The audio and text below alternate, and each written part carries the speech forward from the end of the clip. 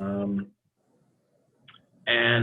I note the first item of business is a discussion of the Code of Ethics. All of us. I guess I'd look to staff who is going to lead a discussion about the Code of Ethics. Jason? All right. Do you need to? Oh, never mind. I'm sorry, was there a question? Well, do you need to take roll and officially start it or whatever, like we usually do? It would be helpful if we took the roll call, yes. I have noted who all is present. Okay, I just, whatever. No, you're right. We should be consistent. And I'm a little bit off my game. I do apologize, everyone. I'm being pulled in many directions today, so. No problem. And we realize the city council has got a meeting contemporaneous with this, and I'm actually glad that the city has the bandwidth to do that, and I mean that in both senses of the term. So more power to us all. Yeah, there's a lot going on. So Chairman, if you want to go ahead and call the roll officially for the record. Certainly. Tom, Vice Chair, you're present? No, I thought I saw, oh, guess we're not. We don't have Tom. Stephen? I am present. And Steve? Present. You're muted. There we go. George? Present. Very good. Brian? Yes, I'm here. And Will? Present. Very good.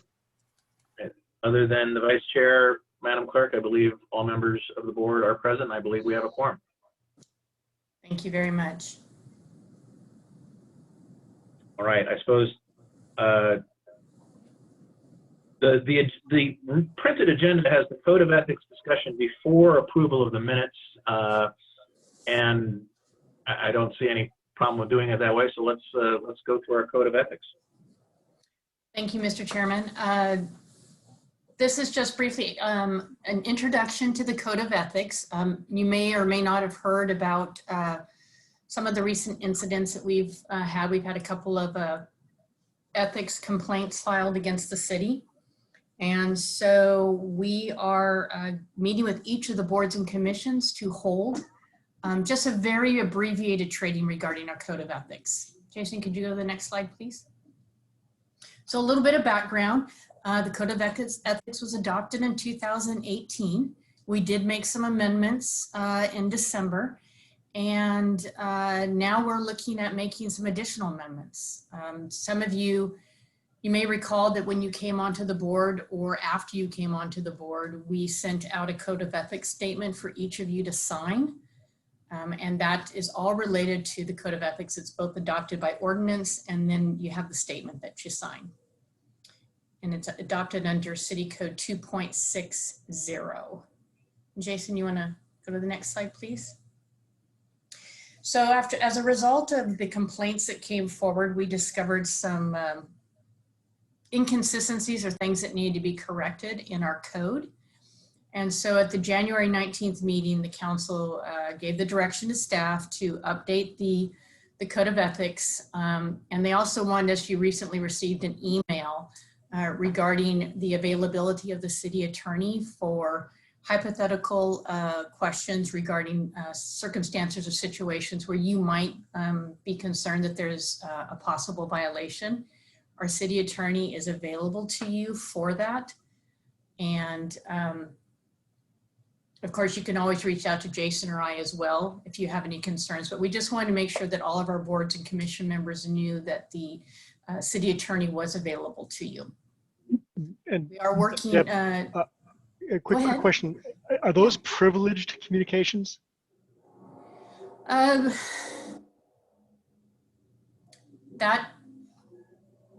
I'm going to punt on that one, shall we say. I'm not entirely sure. I would recommend to anybody as a public records officer, if when in doubt, pick up the phone and make a phone call. So that's probably the easiest way to get answers to your questions. I can certainly ask that question of the city attorney and get back to you, but I can't honestly say whether or not the answer to that is yes or no. Thank you. So any other questions regarding what I just explained? Moving a little bit fast, I do apologize. No, and I appreciate the advice being to pick up the phone and call Yes, rather than send an email. yes. We are asking that all of our boards and commissions review the code of ethics in the city code, as well as maybe even review the code of ethics statements.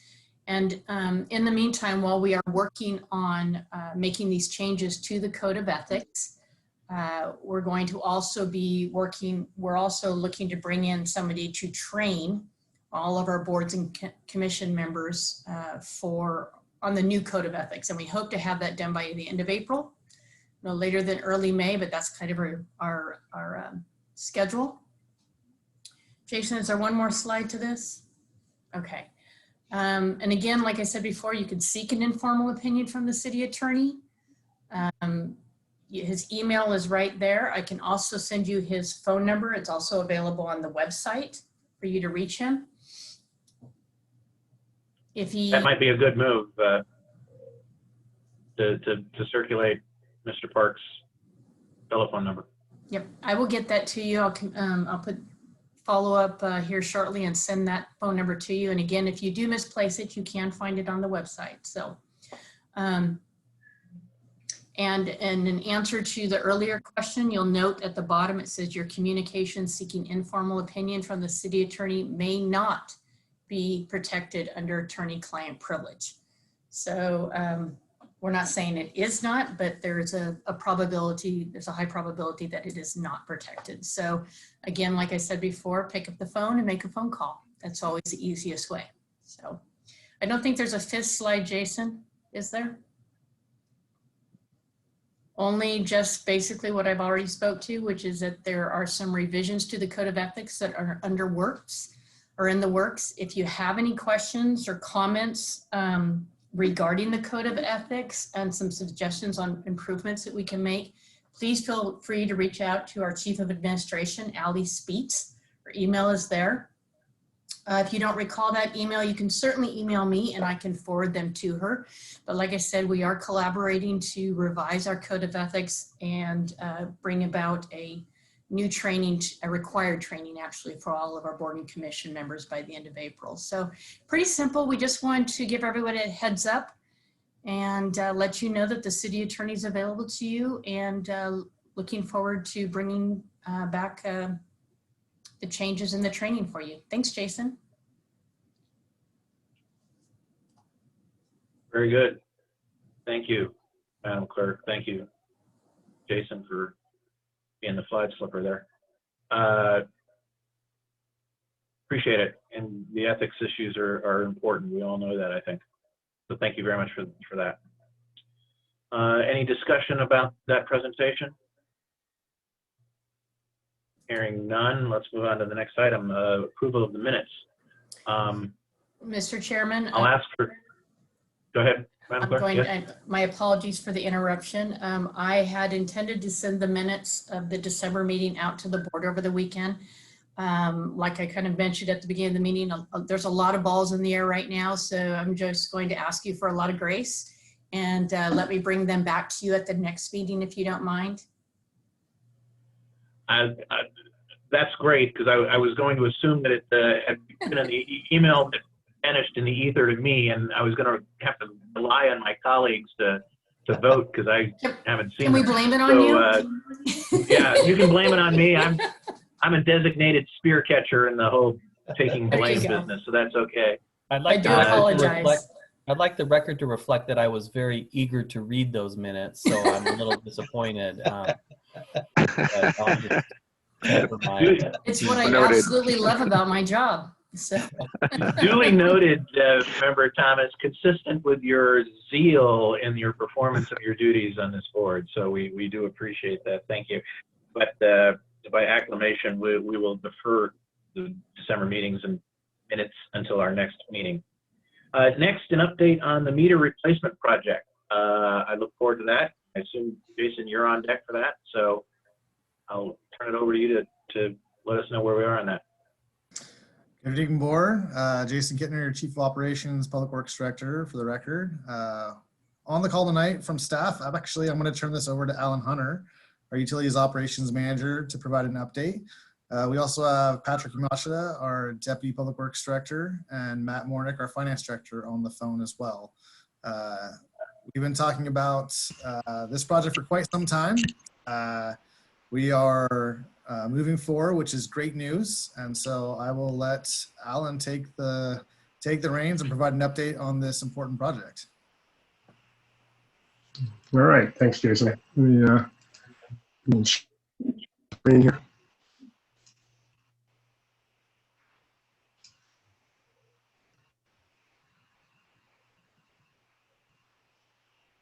Okay, hopefully you guys can all see that.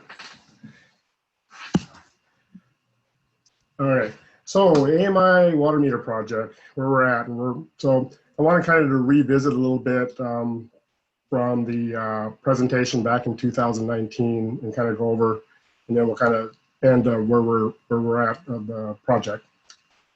So as far as the overview of the water, system, we're water supplied by SPU. We have 2 4 million gallon reservoirs, 2 booster pump stations, one at the reservoir itself, 115 miles of water main, 85 pressure reducing valve stations. As far as our meters, so currently we have 7,866 water meters in service. Of those, 1,196 are less than 5 years old, 794 between 5 and 9 years old, 914 are between 10 and 14, and then that big number down there, that 5,052, those are meters that are older than 15 years in our system.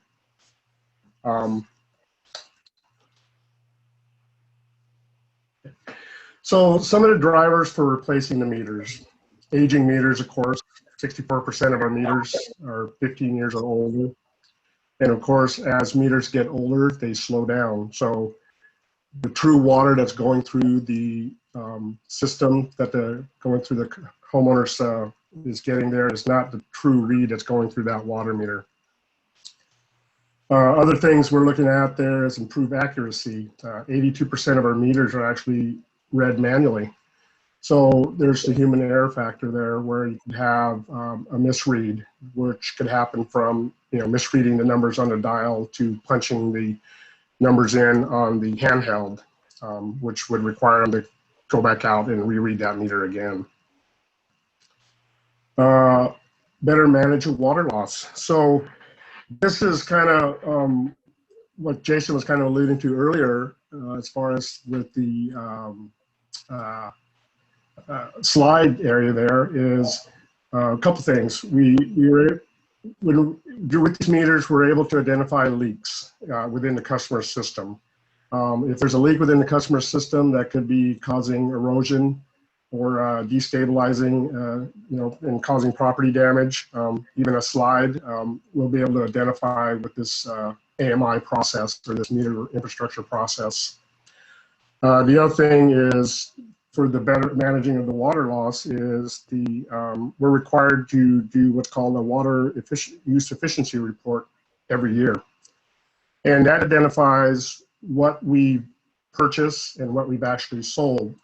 Now, with an aging meter infrastructure, we're not really getting a true read of what we're actually selling, but based on what the meters are now that we have in the ground. So for instance, the report for 2019, we had a water loss of 71.636 million gallons is what we reported on the water use report.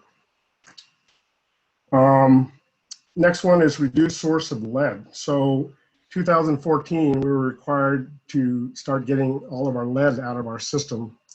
And lead can be anywhere that can be as far as... Can you go back to that?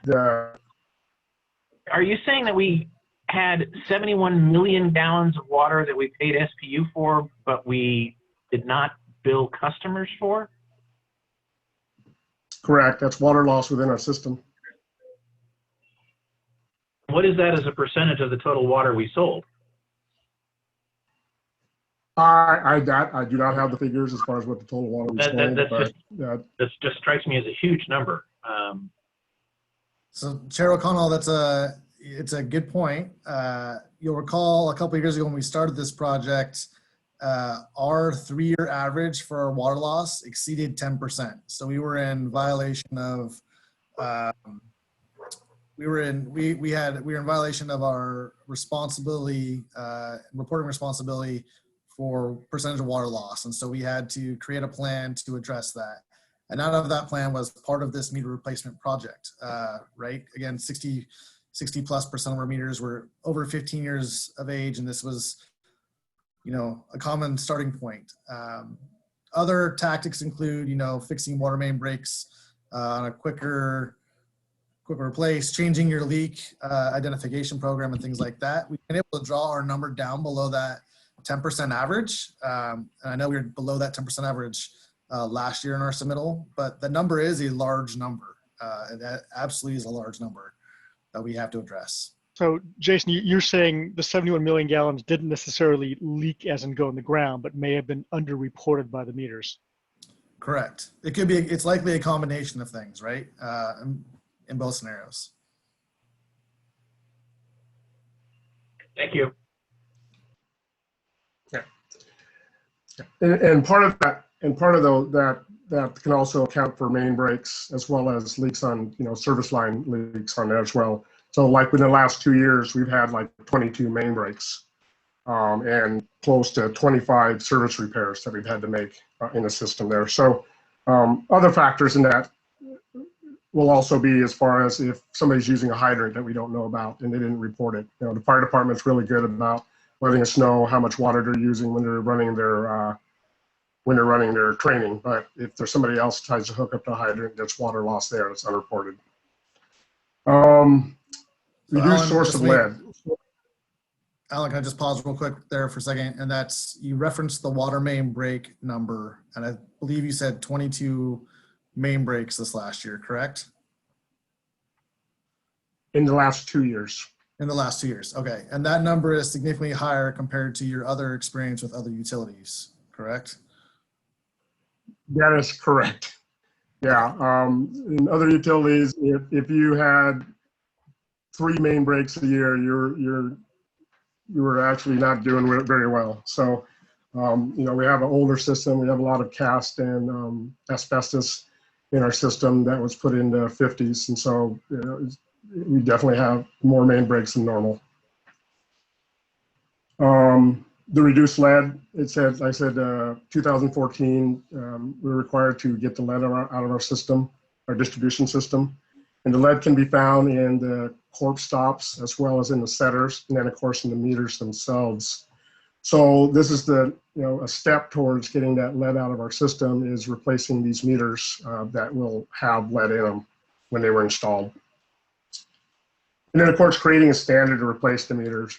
We kind of have a hodgepodge of different types of meters in our system, so we want to create a standard as far as having certain type of meters used for residential and certain types of meters used for commercial or businesses. So there's a couple options that you can do for meters. There's the manual and touch read, and that requires a physical visit to each of the meter locations. And the meters are read once per billing cycle. Now, we don't have a touch read system or any touch read meters in our system. And what that entails is they change the meter head itself, and they put a little sensor on the top that the meter reader can touch and actually get a read without actually opening and looking at the register itself. The next one is the AMR, or automated meter reading. That's a radio transmitter connected to the meter. It kind of works the same way as the touch read, except it's a radio transmitter, not a touchpad. Information obtained by driving or walking. No need to stop at each of the meter locations. And it's also read once per billing cycle. that works pretty good as long as the meters are functioning correctly. It won't identify leaks until there's a possible leak on the customer side until we're actually reading the meter. So it's kind of the same as the actual manual read. And then there's the advanced metering infrastructure, the AMI. So that uses a radio transmitter connected to each meter on a fixed network.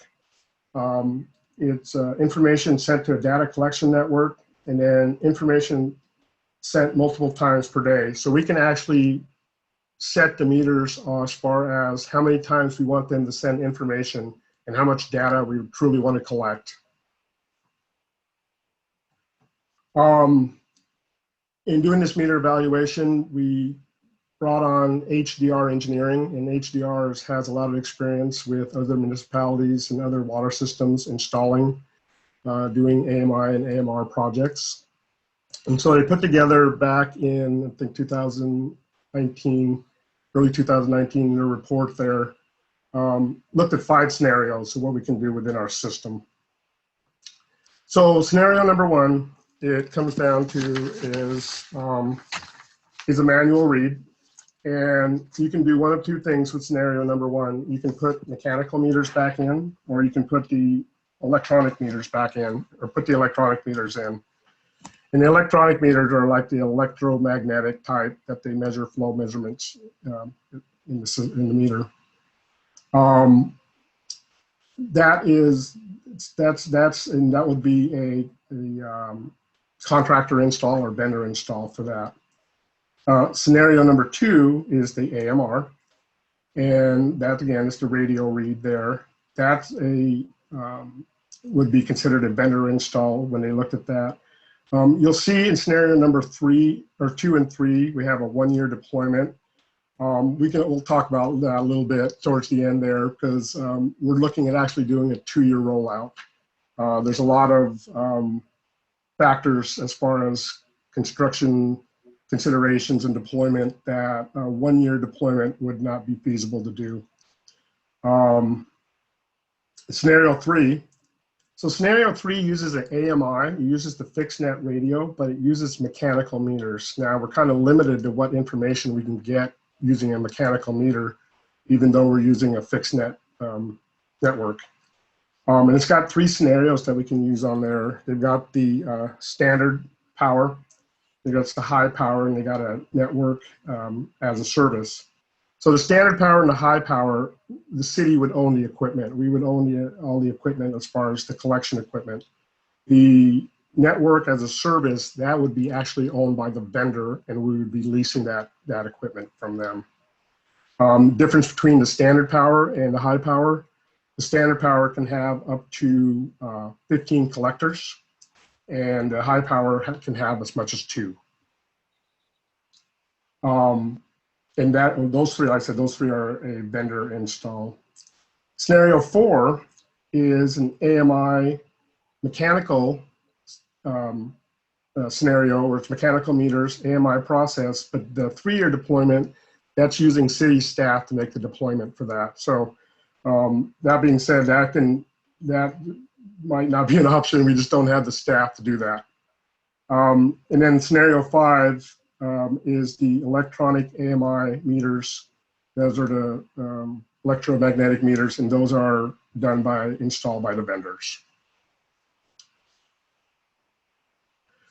So this next one here is kind of a cost analysis of those 5 scenarios that we looked at.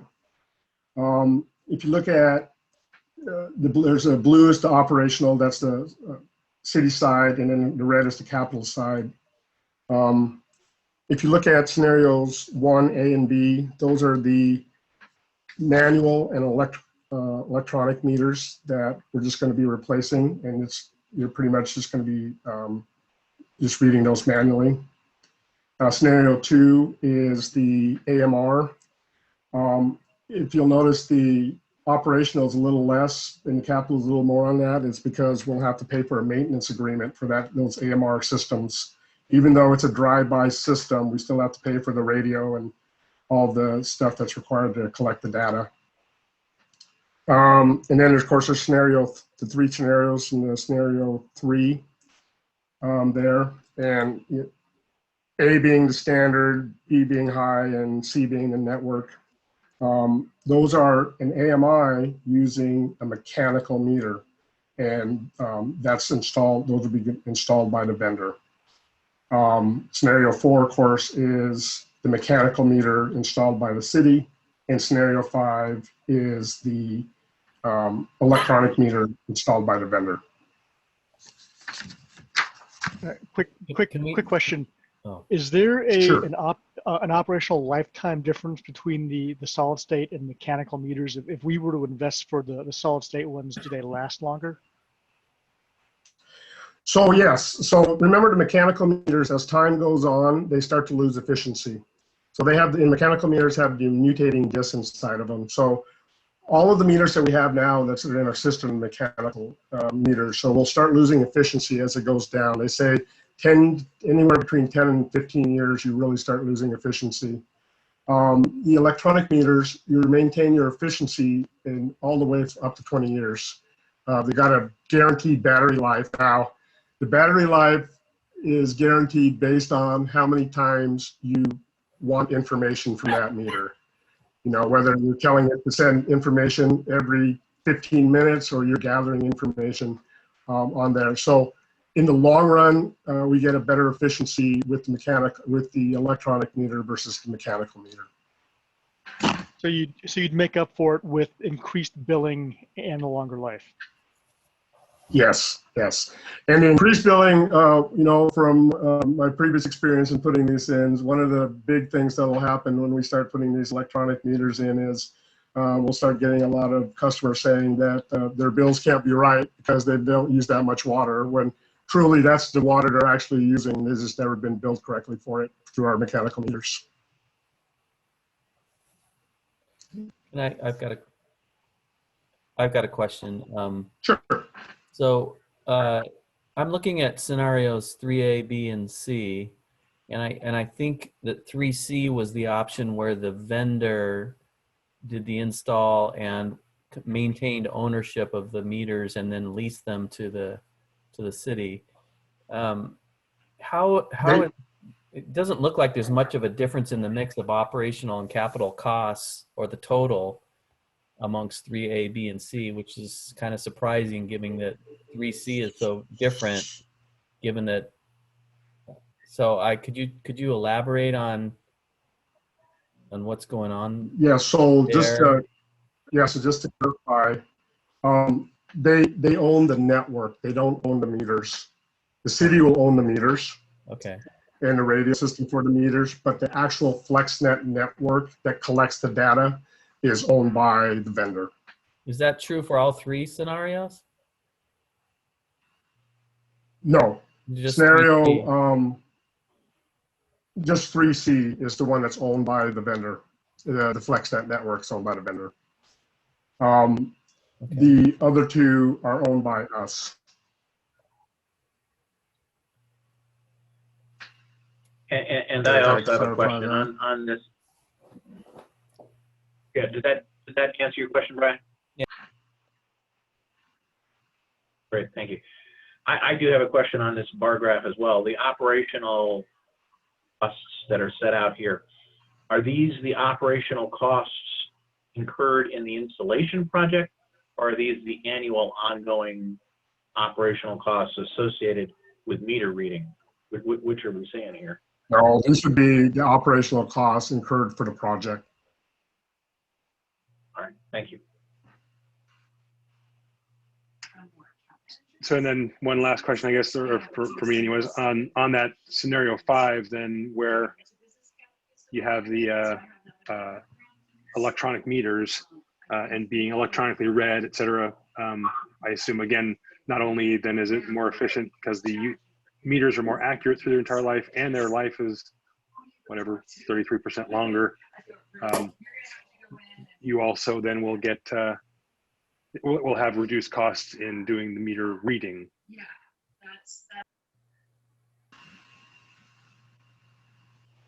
Oh, you kind of broke up on me. Yes, the answer, so I'll answer it for you. Yes, you'll have a lower cost of the meter reading ongoing with the system as well. But the bar graph doesn't really show that, does it? Because if you look at scenario 5, you've got, 2.3 million in operational costs versus some of the drive-by using the AMR in scenario 2 is lower than that. It doesn't show. It doesn't seem to. It seems like it doesn't show efficiency. Because Yeah. this is only showing for during the replacement project, operational costs during the replacement project, not Correct. the operational costs that are already being incurred in meter reading, nor in like Yeah. future years of meter reading. Maybe this was done. Was a life cycle cost analysis done for these options? Yeah, we can look. Go ahead, Jason. There was a life cycle cost. We don't have it with us available Okay. tonight, Yeah. but HDR did that as part of the initial analysis. It's part of the study. Okay. Yeah, as part of the study originally. So just to be clear, I mean, that's something that you would take into account when you make your final determination and recommendation, because obviously the cost to the utility over the life of all of this is what's paramount. Yeah, it's a good point. It's very valid. I will say one piece to our system that's a little bit unique compared to other utilities is our operational costs are lower because we don't, essentially equates to one FTE that's doing the meter reading compared to other utilities where that cost is significantly higher, larger utilities because they have multiple FTEs associated to it. So, but yes, it's definitely an important consideration in this discussion.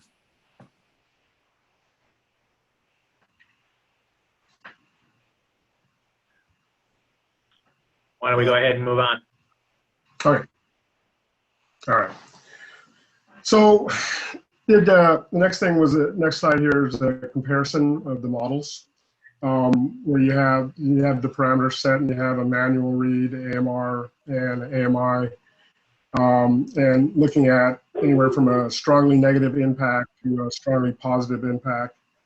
So if we look at the first one there, freeing up staff resources, that's definitely when we were talking about staff resource there, definitely a positive impact, where the staff won't have to go out and read meters and do other things that they normally do, that they can focus on doing other things as far as in the utility billing or whoever's reading the meters.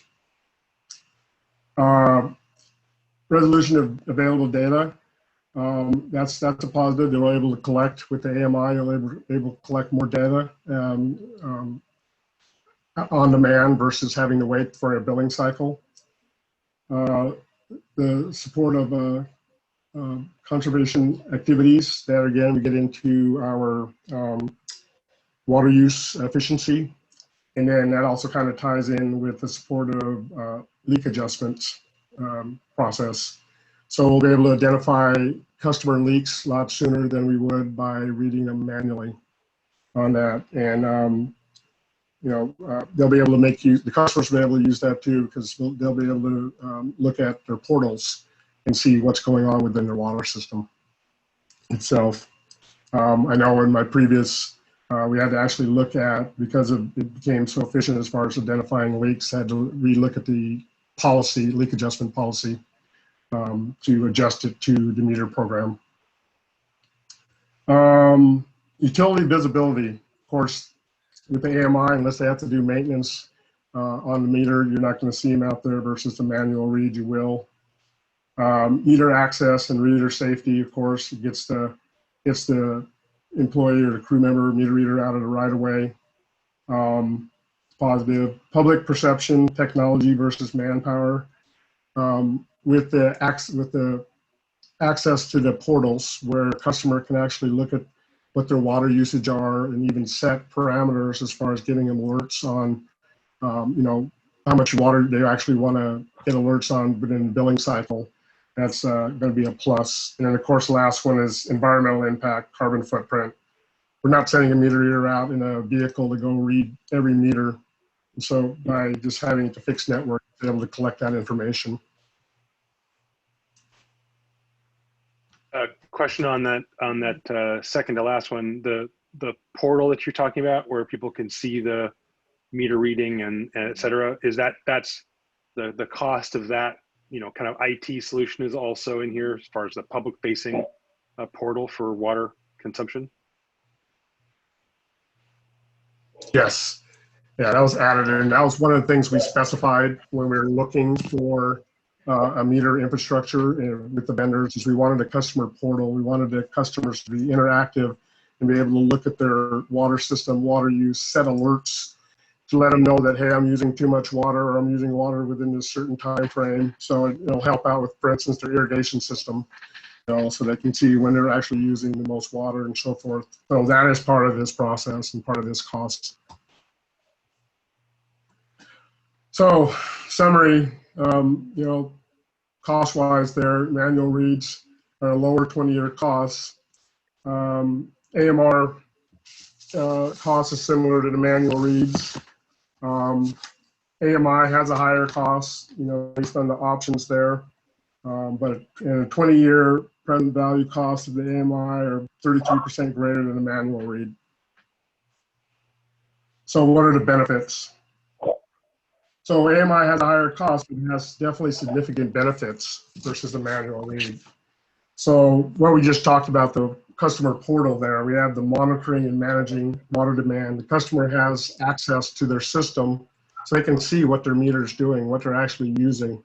And they can set parameters as far as saying, hey, if I use 10 gallons a day, I want you to send me an alert, say as an example, to let me know that I've gone over my 10 gallons a day. Supports leak detection and other conservation goals, providing real-time information to support customer service. One thing we can do with this AMI electronic process is we can do what's called an on-demand read.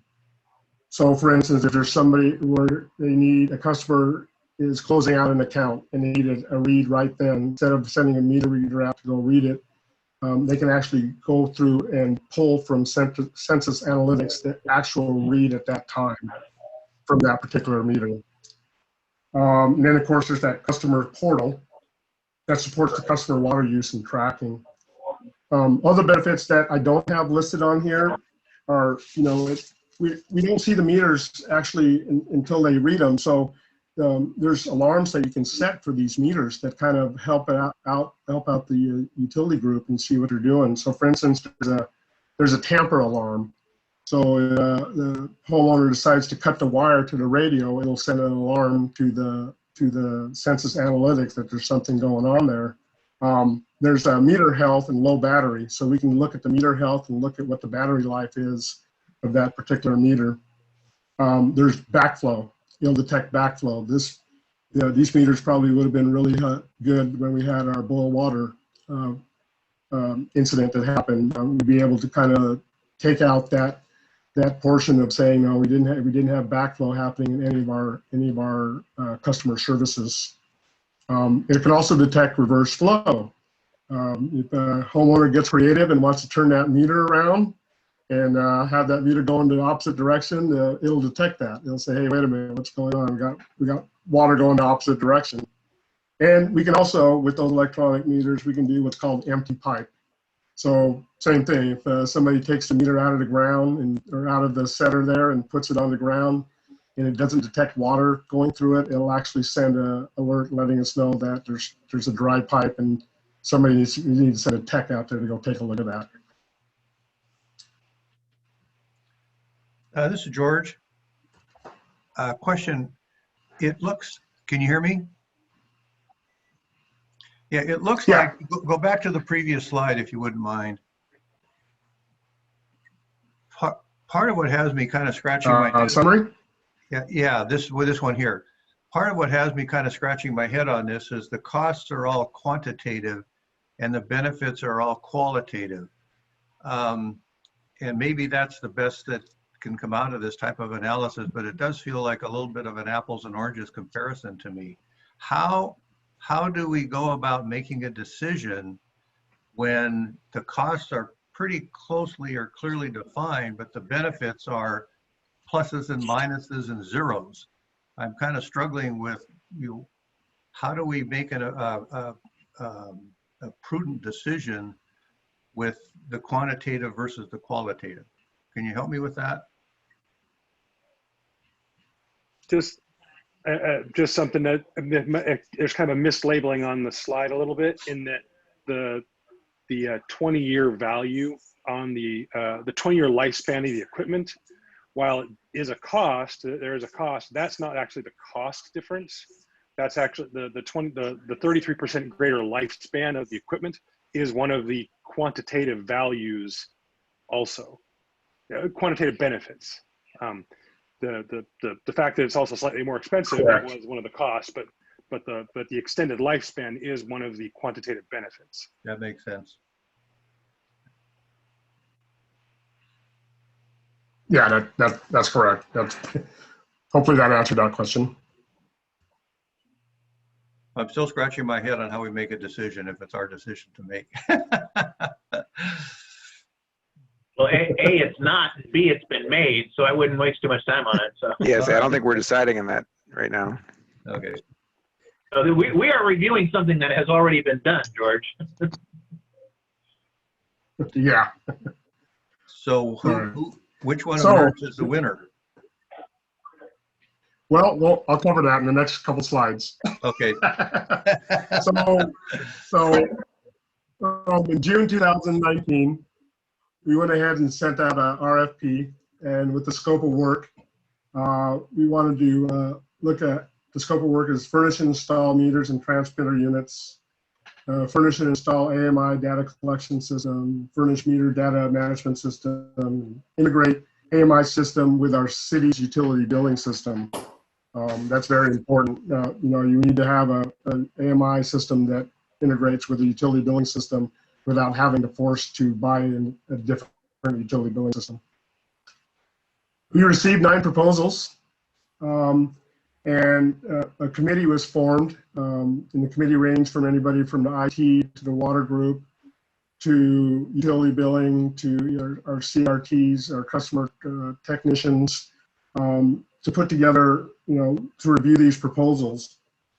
And of the 9 proposals that we received, we settled on 2 vendors that we wanted to put into the pilot study. Let's see here. Okay. So the 2 vendors, we decided to set up a pilot study with these 2 vendors because they're pretty much after proposals. These were the 2 that were the top. And we wanted to make it equal, of course. So we had to set up equal transmission sites as well as equal location of where we can do this pilot testing. And we set the transmission sites as the reservoir. In fact, each one of them got their own reservoir so they could set up their collection data system in there. And then we made one street so that all of the meters were put in that same location, and there was one advantage. There was not one advantage over the other. During this pilot program testing, we actually set up some simulations to actually test and see what these meters can and can't do. And a couple of we did 3 simulations. One of them is we wanted to simulate a parked vehicle over a meter to see if we were still able to get a radio signal from that. And we simulated by putting a metal plate on top of the meter itself, the meter box itself. The next scenario was loss of radio communication. And during that one, we actually dislocated the radio system by either cutting the wires or actually taking their antennas off the system. And the third one was we simulated a backflow.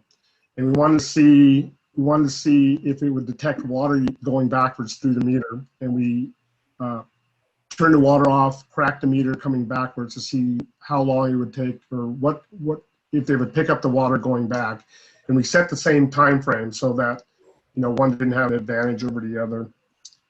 After the pilot program, we went ahead and had the vendors come back and give us the data, what they collected.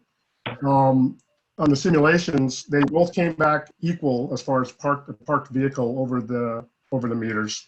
The meters were able to get through that steel and send radio information to the collectors.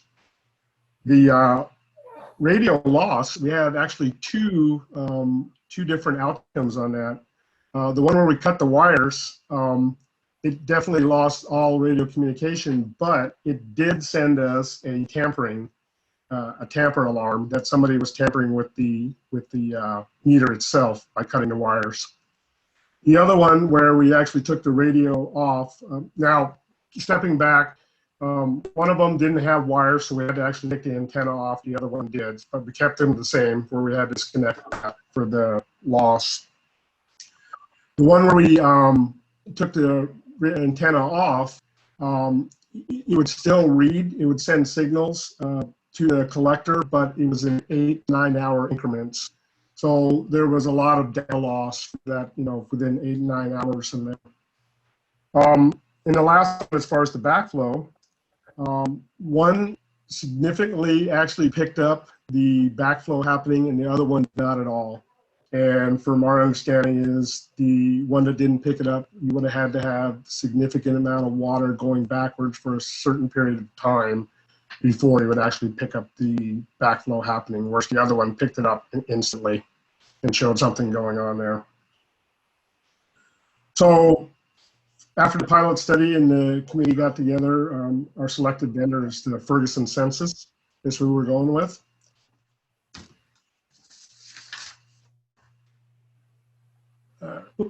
Okay, went too far. Okay, so next step. So right now we're in contract negotiations with Ferguson Census to negotiate the contract as far as meter system itself, and also for the install, having the contractor do the install. We're hoping to finalize that by June of 21 of this year, or June of this year. In the meantime, too, we're finalizing the propagation study. That's where the location of the collectors. I remember we're using the standard FlexNet system, so we're going to be using anywhere between 6 and 7 collectors. There are some deficiencies on the south side of the island, and they're looking at options to fill in those deficiencies. Part of that might be actually bouncing our signal off of another FlexNet network across the water. Get that all done there. We're looking to go into construction Q3 of this year. And we got on there construction considerations, kind of been talked about, having the 2-year rollout. So a couple things that we have to keep in mind when we do this rollout is our schedule actually is based on the billing cycle. So we have to kind of rely on utility billing's billing cycle on how we roll out as far as which meters are replaced and what areas. We have, I believe, 10 sections on the island of meters, so we have to be working with them on that. We have the configuration of our current water services. We don't have check valves on our water services, and don't know if those are familiar. So a check valve goes on the customer side of the water meter, and what that does is when you remove the water meter, or if there's a loss of pressure in the system, it's like a little ball check, and it prevents the water from the customer side to come back and kind of locks in there. We don't have that. So as soon as those installers pull that meter, we're going to start draining the customer's water system. So that's the logistics that we're going to have to work with the installers to see how we work through that process. Probably be a lot of communications between us and the homeowners on that part. And of course, you have a lot of the audits and testing and quality control that you have to do as you complete each section. Other construction considerations to look at is the meter boxes. Do we replace the whole meter box? Do we retrofit a lid to go on our meter box, or do we just take the existing lids that we have and drill a hole in them to accept the receivers and the radios? Also, where our meter boxes are located. If we have meter boxes located in the sidewalk areas, these radio buttons are not ADA compliant. So, we'll have to modify that meter box or modify how we mount those radios so that they don't become trip hazards. And then pretty much, like I said, the check valves will be our main challenges as far as how many they can probably do. So for instance, if we had check valves, the average technician can replace 100 meters a day. He may be limited to how many he can do because we don't have those. So, he may only be able to do 30 meters a day as an example. But That's another project down the road that we probably need to look at someday. With the combination of check valves in our setters and this AMI project, we definitely would probably try to really avoid boil water orders, or even probably definitely would have avoided contamination, or take the contamination coming out from our residents for that 2014 boil water. That's pretty much it. Any questions? You said Well, about I'm sure there are. Yeah, and so folks, let's remember to use our virtual meeting protocol, and all right. have a question, ask the question, and maybe one follow-up, and then let everybody else kind of get in the queue. And Alan, just will let me know. you stop sharing your screen, please?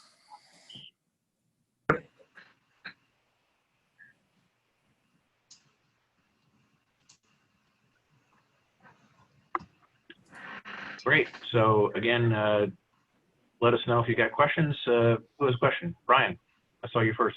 Okay, so I may have missed it because I had a barking dog, but what's the punchline on the selection, or what's the bottom line on the selection of the vendor? Why? I mean, we didn't really talk about why they were selected versus the other 8 applicants or bidders. And then also, I may have missed this, but what was the technology specifically that you're embracing? I assume it's AMI. Is it the mechanical? Is it the solid state? Is it a combination of some of them that the vendor's going to do? I kind of missed the. I saw the evaluation, which was quantitative and qualitative, that Steve asked you about a while ago, but I don't see the path to the selection of the vendor and ultimately what technology you guys have decided on. So if maybe you or Jason could kind of just say, here's the deal and why. Alan, go ahead and talk about the technology and the platform. Yeah, so the technology we're looking to go with the AMI electronic meters on there, because it offers more options as far as expandability, and information that we can make use of. The AMI meters that we chose for the residential, as an example, it's called an iPro meter. And so those can read all the way down to a 0.03 gallons per minute versus the mechanical meters. And like I said, technology is expandable. So the next generation of meters for that is called an alley meter. And that now the next generation will give us more information as far as our system, water quality, where we can look at temperature and also our system pressure. So in looking at the vendors, we looked at 2 things. We looked at how we can expand it based on the platform that we choose, and also it comes back down to our rate of return based on what we have. So the punchline to the selection. Sorry, my cat is meowing in the background. The punchline is the preferred vendor that we have identified provides us the best platform to address some of our near-term and long-term needs for the utility. It includes a platform that gets us out of the manual read setup. It allows minute-by-minute data and for both the customer and the utility to help address water leaks, leaking distribution system, as well as potential water leaks that have caused some pretty significant and catastrophic landslides around the island in the last 5 years. And it provides us a platform for us to address our cross connection and some other water quality metrics associated with some of the deficiencies that we've had in our distribution system in the past. And so the Census Ferguson platform also has a direct integration with their utility billing software and platform. And so there's a nexus, because the utility billing component is a huge component of this system. And so based off of the Census Ferguson platform compared to the other 8 RFPs that received, they best match the criteria that we put forth in the RFP process and the feedback that we had received from the utility board leading up through that RFP process. Thank you. And I think to add to that, Jason, the other vendors that we were looking at, so for instance, Census has, their analytics that you can analyze this stuff and allows that. But the other platforms we were looking at, they were using actually different vendors to, they weren't the same vendor. And so you had one vendor that was actually doing the meters. You had one vendor that was actually doing the communications. You had one vendor actually doing the analytics and so forth. So you didn't have one solid platform. Looks like we lost Tim. Tim, are you there? Oh, there he, oh, Let's. Tim, are you there? I think he's gone. Why don't you take over and let Steve Majeski go next? Yeah, quick question. Are there any neighboring cities here that have implemented that we could use as an example? Implemented the AMI in Census? Yeah, either the alley or. Yeah, so the alley is, Renton is one that's actually using. I don't know if they have the alley meter. Renton has actually chosen to install the meters themselves. They do have the iPearl. Where I came from in Auburn, we switched all to the iPearl and Omni. iPearl is for the smaller residential up to 1 inch, and then you go into the Omni for the 1.5 inch and bigger. I believe Monroe has it. And I can't remember what other city offhand. Renton's the only one I can kind of think of that's really close to us right now. Tim? I'll go ahead and ask a question. Maybe I missed it. On the selection we made, who owns the communication network, and were there any costs included in the cost analysis of the communications? Yes. So we own the communication network. On the selection process that we are doing there, it's as far as that, Jason, you can probably fill me in on that because that was probably done before I got here. But there definitely had to been a cost analysis based on the communications there on that. But we were going to be the ones owning the communication network. Right. The one that Go ahead. I'd say the one that we wouldn't own the communication network would be that network as a service, and that we would add that as part of paying a annual fee for that. Okay. Yep. And I think there's two elements potentially of the communication network that maybe you were talking about, which is this using some of the city fiber that's already there, or is it all going to be wireless coming off of the city hall or utility building? I believe it's wireless because our fiber network's not robust enough to do it. If, as any IT person would tell you, wireless is great, but true fiber is even better. And so in an ideal world, it would be fiber or be our own fiber network, but we just don't have that ability across the island. We do have it in some specific locations, but not in a wide enough network to do such at this time. Maybe down the road. Well, let's not talk about that. Then we're going to have to talk about a whole new bonding program. That's not cheap. And I do apologize. I got cut off by my network.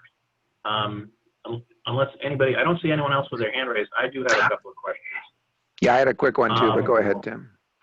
Well, you first. Go ahead. Okay, so I'm just curious, the Ferguson Census, is that like a JV, or is that just the name of the one contractor? I was just kind of curious. Yeah, so you have two. So Census is the actual meter company that will handle all the analytics and the meter itself. Okay. Ferguson is their local vendor that will take care of the installation and kind of the coordination between Census and us. Got it. Okay, and as part of their RFP, I mean, have they been around for a while, and this is not like their first job? Yeah. No, it's not their first job.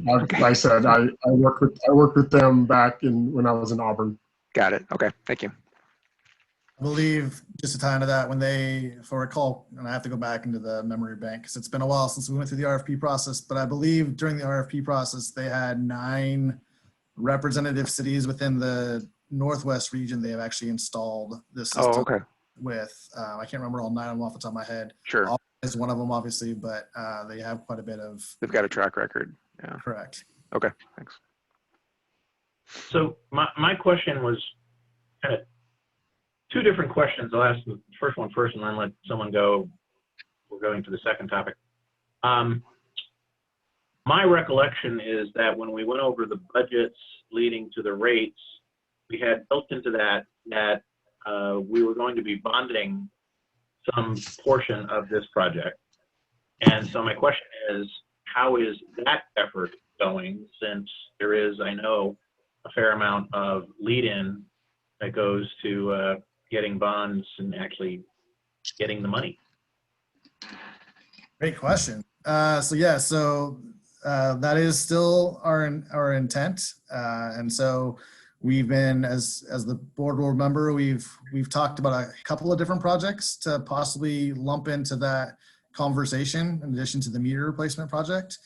Meters is still something we are considering for that. But actually, as we get into the next topic, as part of the joint session with the council next month, that would be one of the discussion points to have with the utility board and the councils, to maybe look at the group of projects that I would consider sort of the high dollar amounts or higher dollar amounts than we're accustomed to in part of our normal capital projects, and see if there's an interest or an appetite to consider more than just the meters as part of that process, or what is the right flavor for that discussion. So something that we will pick up next month. Jason, didn't that in the SCADA project as well? Both SCADA and water meters were part of what was within that bonding concept. Correct. And I think for the SCADA side, you're sort of stealing my thunder for later in the meeting, but the council just authorized the bid award for the water side of the SCADA project. I will tell you the construction cost for the water side was lower than we originally maybe anticipated, and that's due to the number of sites. I think for the bonding conversation, it might be more applicable to the sewer side of the house on the SCADA project, given the number of pump stations and potential, different components and things like that, because there are 17 pump stations. We did get the results of the ventilation study. That was, we definitely had some concerns over what that was going to do to our costs. They're more manageable now, which is great news. But it's something that I think that's probably a more applicable conversation on the sewer side for the SCADA project rather than the water side. But there are some significant other water projects on the horizon.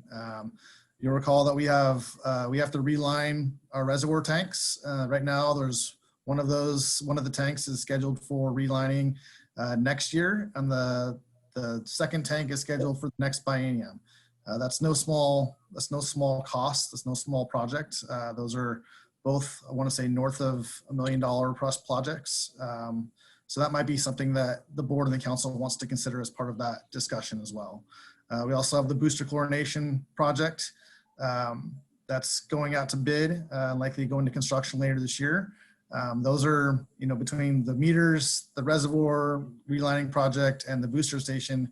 Those are 3 projects that will be constructed in the next 3 years that would meet that 3-year time frame. All have fairly significant dollar amounts for discussion with. Very good. Thank you. Anyone else? If not, I had another question. Construction on this project slated to begin, I thought I saw Q3. Is that still on schedule? And if it does begin on Q3, how long will it take? Great question. So yes, we are on schedule. So we have picked this up, and Alan, with HDR's assistance and our city attorney's office, is in contract negotiations with Census and Ferguson. We expect that to finish up later this year, and then that'll quickly move into construction schedule. I think one thing that we did realize through the RFP process, and with sort of the changing dynamics of the last year, a 1-year implementation of this project it can be done, don't get me wrong, but it's going to be a Herculean effort.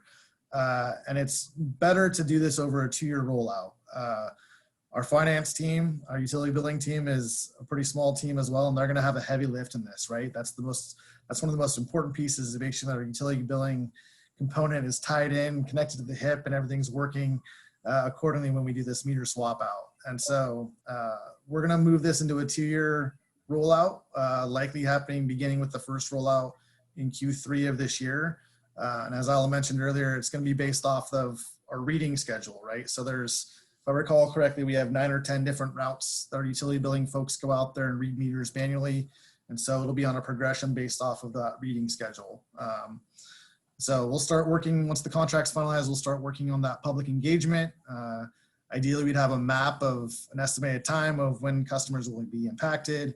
We'll get our education and outreach information available for everyone to be aware of, and so that we can start connecting with customers, because this will impact everybody, and it will be a temporary impact, right? So anytime you're swapping on a meter, you're shutting off water to the residents for a short period of time while we do this swap out. And there's definitely considerations that we need to account for along the way.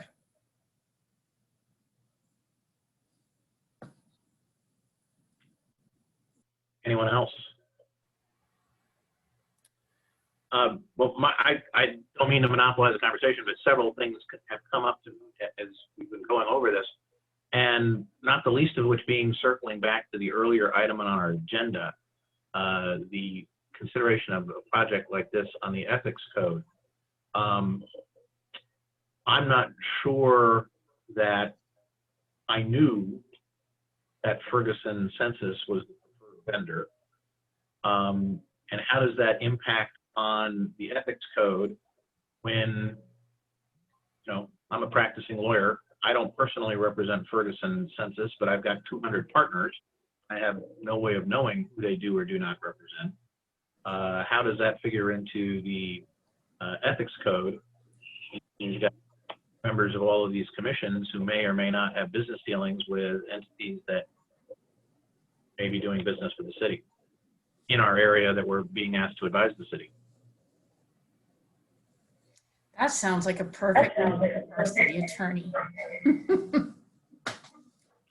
That's something you should be thinking about, I would think. Yes. Well, and that is part of the challenge. Obviously, many of you are in your roles because of your expertise. And you have many relationships on and off the island. So I would definitely reach out to Bio and have that conversation with him.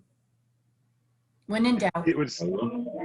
It would seem like we're fairly well shielded from that, since we weren't on the little subcommittee that chose the vendor.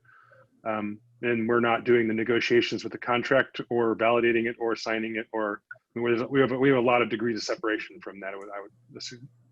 And that's a very good point. Not knowing anything about it is a very good defense for a lot of things, Steve. I agree. Plausible deniability. Not just plausible, true. Brian, I saw you waving your hand. I want to go back to something we were talking about before you raised the ethics issue, or went back to that. Hey, on the deployment of these meters, Jason,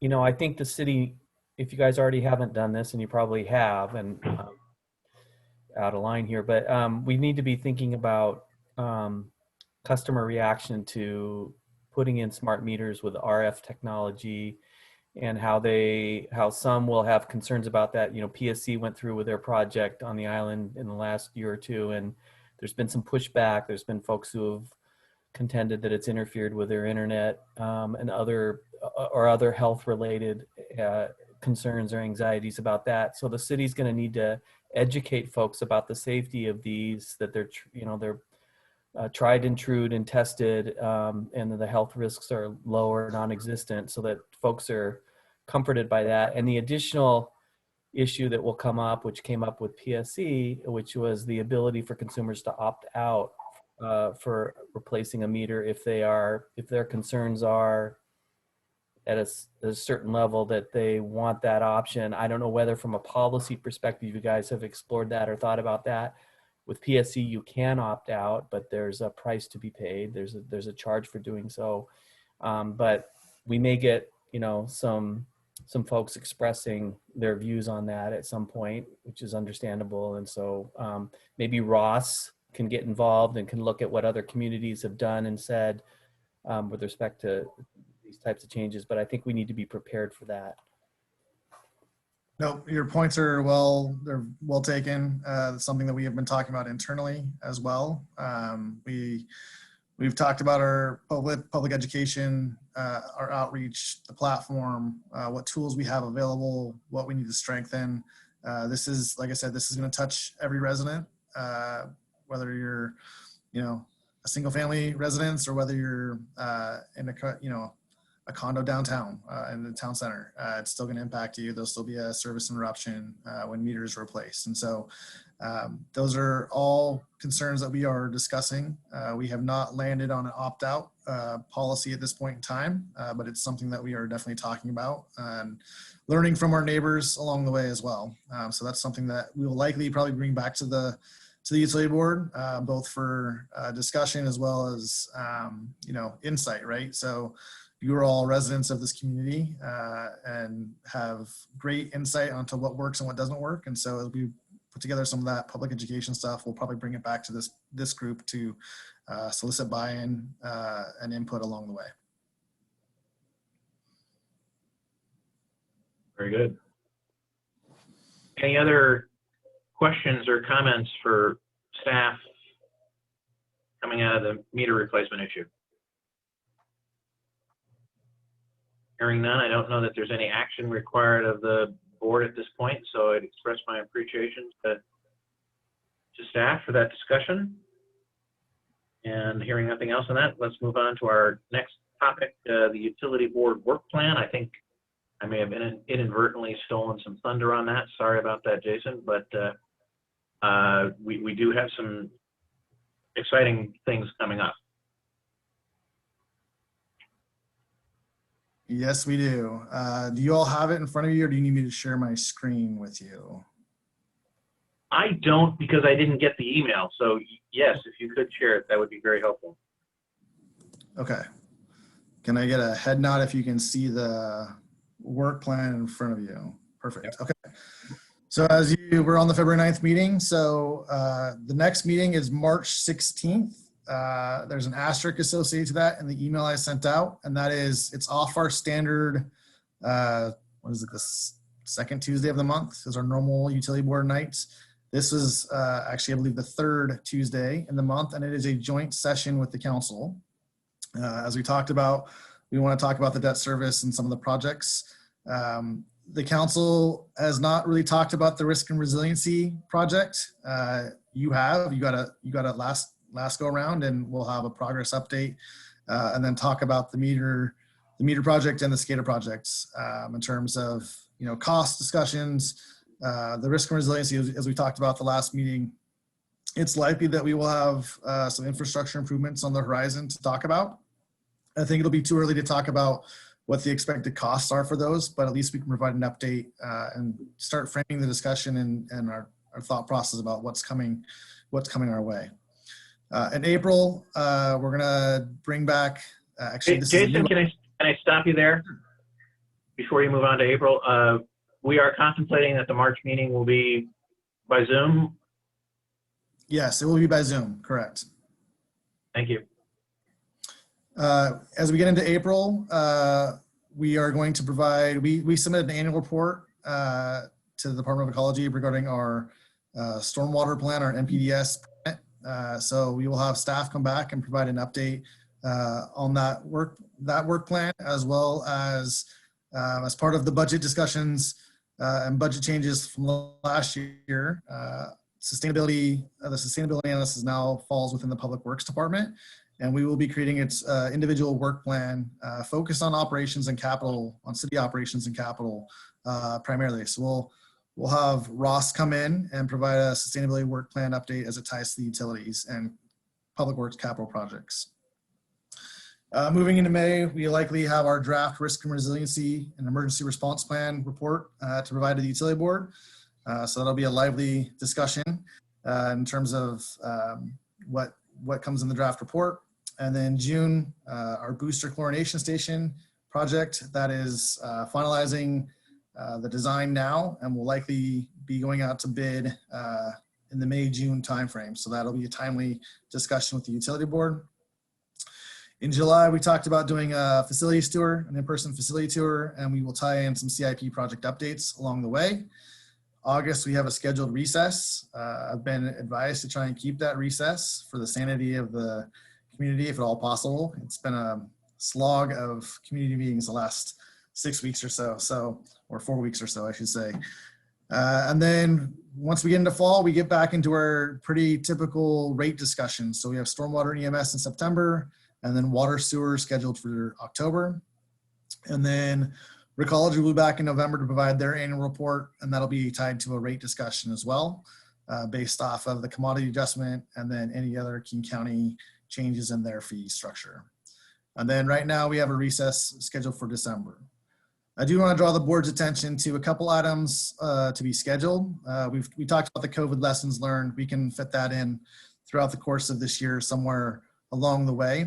But I think it's a couple pieces to note is as part of the SPU wholesale contract, which is valid through 2062, they have scheduled contract openers at specific intervals. And 2022 is the scheduled opener for that contract. And so in 2021, they're going through a series of meetings to talk about the contract and updating specific pieces of the contract. It will be likely that I will be bringing back that information from the SPU contract discussions as it pertains to the city's specific sections of the SPU wholesaler contract. As you all know, part of that distribution system from SPU is Mercer Island specific, because that pipeline comes across the lake to feed only Mercer Island, not the rest of the network. So we have our own section of that contract that's specific to us. That'll likely be a conversation point with SPU. It's something that I want to keep the board apprised of. And ultimately, there will be a contract amendment that will have to go before the board and the council for approval, likely in early 2022. And then also King County Metro rates. As the board may or may not know, last year, King County Metro, this is our sewer rate. King County proposed a fairly significant rate increase. Given the COVID environment, there was quite a bit of pushback from local cities and utility districts about the rate increase. And they actually backed off that proposed rate increase last year and went with their standard, I believe, 4% increase, which is what they consider their smooth rate every year. However, it's definitely a conversation that we are monitoring and participating in as it could potentially impact Mercer Island rates down the road. So that's something we'll be updating the board with as well throughout the course of the year. That is the scheduled work plan as outlined today. Jason, the SPU contract, is that reopened in its entirety, or there are particular provisions that are reopened? Great question. It's not the entire contract. It is specific to specific sections. They're working through what those specific sections are, and we'll be creating some individual workshops based off of those specific pieces. The contract does stipulate that once they reopen it now, they can reopen it every 10 years on a 10-year interval from now until 2062. And this is just their first bite at the apple since the contract inception. But no, it is specific to specific sections. Thank you. Anyone else? Just a note, I guess, on the March meeting. It looks like that's still whoever's controlling the calendar invite on that one still has it set for the second Tuesday, the previous Tuesday. So they may want to bump that out. So that's all it's on our schedules properly. Thank you. We'll get that changed. And anyone else? Madam Clerk, I noted that Jason's got the board elections in July, which reminds me that at least some of us have terms expiring. Possible to remind us who that would be? Yeah, if you'll hold on one moment, I'll just open up the roster for the board. I can tell you that the annual recruitment process to fill vacancies as well as reappointments or appointments, we usually start embarking on around late February, early March. And appointments, if all goes well, occur on the first council meeting in June. I believe this year it starts on June 1st. So the people that I show,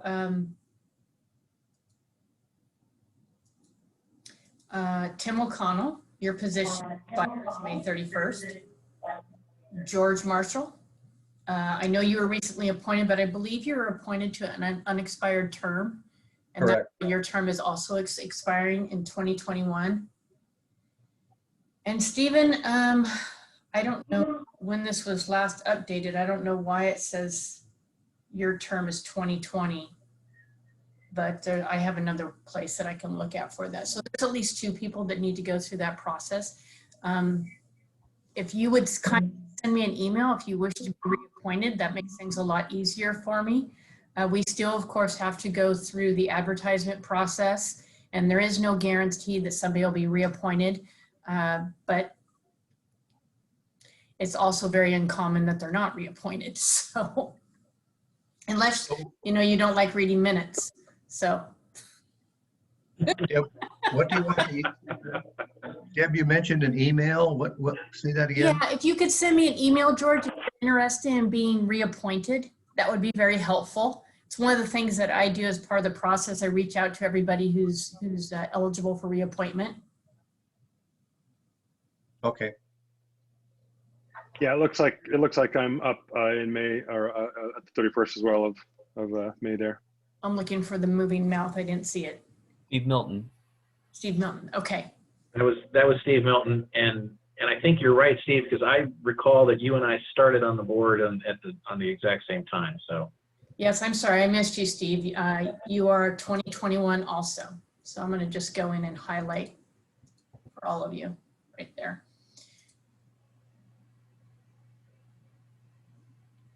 And what's the process if we object to somebody being reappointed? Never mind. I'll figure it out. You're not up yet, Brian.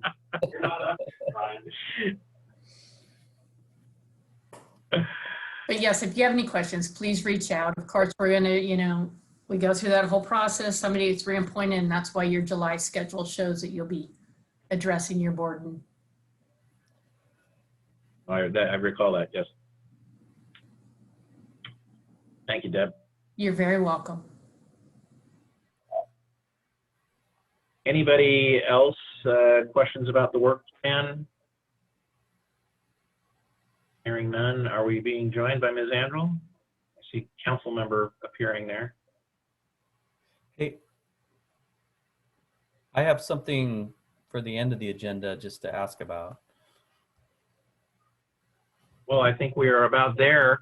Well, before we get there, Brian, there was an item 5 was Public Works Department update. Jason, is there something to add that we should be aware of? Yeah, so we talked about the SCADA project being awarded. That's great news. That's off and running. As I mentioned earlier, we got our ventilation study back regarding the sewer side of the house. We do have some modifications to make, but they're not as large or as concerning as we had originally anticipated, which is great news. So we are finishing up that design on the sewer side. And we'll be going out to construction and bidding construction later this fall for the SCADA side, the SCADA project on the sewer side of the house. A couple other pieces just to note is tied to the SCADA project. We replaced the variable frequency drives at the reservoir. It's tied to the communication and technology platform on the SCADA system. So we actually replaced those at the reservoir. As part of this process, though, we also came across a failed pump at the reservoir. And unfortunately, it's not just a standard pump that we have to replace. It's a custom pump. And I'll bore you the details. I'll save you the detail. Essentially, we will be replacing all the pumps at the reservoir facility. Unexpected cost and project that came up, but it's an important one to do for the safety and well-being of the distribution system. So we're we're quickly getting work underway on that project as well.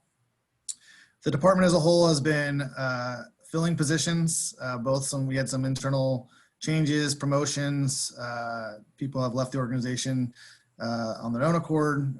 So we're sort of following a bouncing ball along the way, but we're quickly working with our HR team to get our positions filled. We still have 2 vacant capital project manager positions. We are recruiting for the capital division manager first, so they can help hire the capital project managers. That recruitment's underway, but we hope to be at full strength later this year, and still planning on getting all of these capital projects done this biennium. So we're off and running, and we will keep the board updated on some of these important projects as we move forward. So Jason, what's the cost of this unexpected pump project? So we are looking at anywhere from $300,000 to $400,000, which is what we set aside for our emergency funds. I guess the short answer of the reason why we're doing it is the pumps were made in such a way that if they fail, they can cause contaminants to get into our distribution system, which can be problematic for us. And so given the age, the fact that one's failed already, we didn't have that issue. We don't want that issue to happen to us. And so we're looking to expedite that replacement now. So yeah, we have $300,000, $150,000 each year set aside for those emergency repairs. We're going through that design process. We'll go out to bid, and we'll come back with the bid results. And if we have to do an appropriation request, we'll do it, but it's important that we get it done. Will they have to be custom still, or can they go to a standard approach? That's part of the process, is to make a more standard replacement from now on. Redesign them for standard. Correct. Yep. Aging infrastructure, you gotta love it. Right. You also mentioned the ventilation study. I take it, I've been on the board for 8 years, and it was only 3 meetings ago when I heard about the concerns of buildup of explosive sewer gas. So I take it with the ventilation study, we are no longer concerned about explosive sewer gas accumulations? Well, we're always worried about sewer gas accumulations. That's never good for anybody. But I think going into that ventilation study, those pump stations are near the shoreline. They're often surrounded by some pretty nice private property and residents on either side of them. Our concern was that the footprint of the pump stations was going to have to change or be modified or expanded to accommodate the ventilation requirements. Through this study, we learned that type of work won't necessarily be required at this time for those pump stations, and then we can do it through some equipment modification and some different, fresh air piping and things like that into the stations. Smaller modifications at the pump stations without having to enlarge a footprint or possibly acquire additional property for a larger footprint of a pump station. So from a cost standpoint, from a challenging project standpoint, we check boxes on the right side for us to move forward with this project at this point in time. But gases are always Thank you. Understood. No accumulations of those kinds of things that you can avoid. Thank you, Jason. Any other questions? Good evening, Lisa. You're on mute, Lisa. Hi. Muted. Yeah, thanks. I know I'm just not that fast. Thanks. We were in an exec session, of course, as you know, so I just dialed in to see if you guys were still underway, kind of hoping that you weren't, but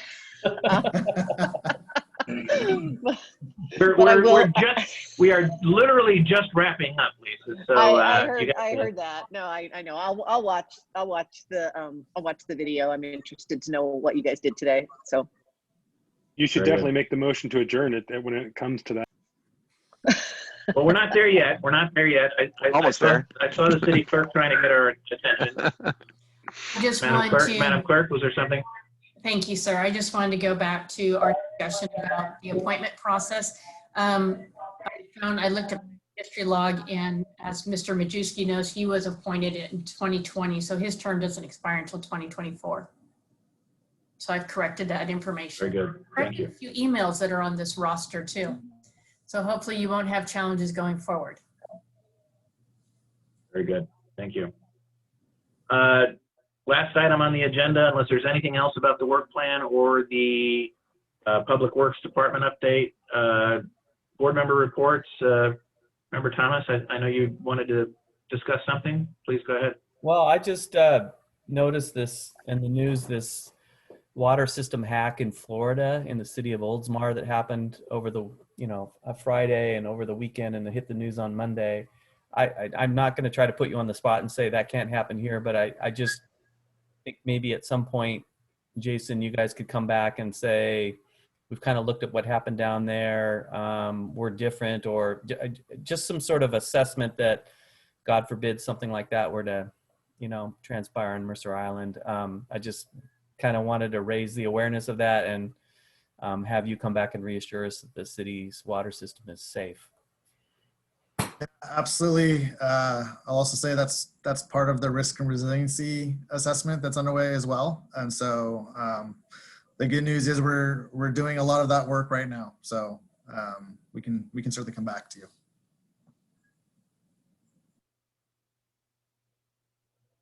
Any other new business for the board? Hearing none, we've gone through the agenda. I'll take a motion to adjourn. So moved. Second? I'll second. Moved by Thomas, seconded by Marshall. All those in favor, please say aye. Aye. Aye. Aye. Bye. Motion passes. Thank you very much, everybody. I think we are adjourned. All right. Thanks, everybody. Aye. Thanks, Night. everyone. Night.